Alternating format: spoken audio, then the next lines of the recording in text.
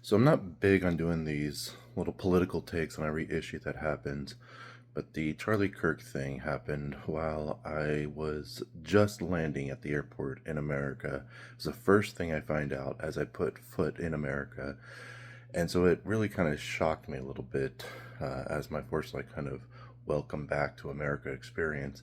And what really kind of set it off was that the night before I had spent a dinner with a friend of mine who also had studied philosophy, and we had spent about the last hour talking about what we like about Italy and what we think is the problems happening in America and kind of why we prefer Italy right now. And we're talking about, Italy seems very civilized. You can go out and you can have dinner with people. And I had met like a German, for example, and had beer with him talking. And he had completely different positions than me on everything. And we had a very civil conversation and got to know more of his understanding of the world. He had studied this stuff, this particular philosophy that I was not as well informed on as he was.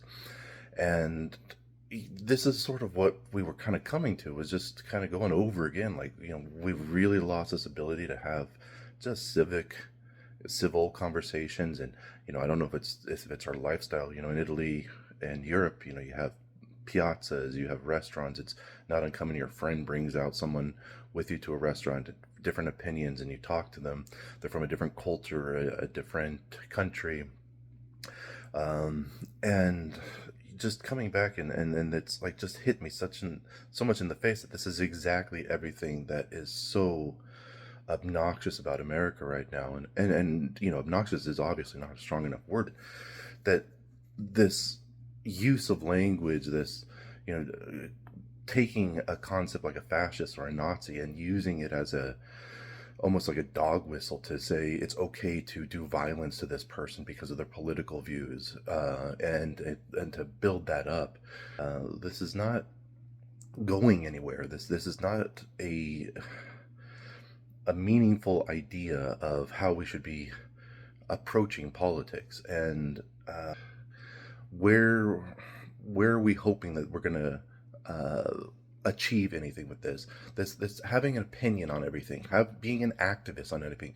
You don't have to know everything about everything. You don't have to have an opinion on Gaza and Russia and transhumanism. And your opinion is your opinion. It's some superficial thing you probably got from watching propagandistic news. You don't know these issues. And that's why I don't like these videos that I'm making right now. Do long form. If you want to get into Gaza, learn everything about Gaza. If you want to get into Russia and Ukraine, learn everything about Russia and Ukraine. Don't just have these superficial opinions and then become an activist that you're willing to do violence to people over it as though that's your mission on earth. Don't take a superficial understanding of 100 different topics and make an identity out of it.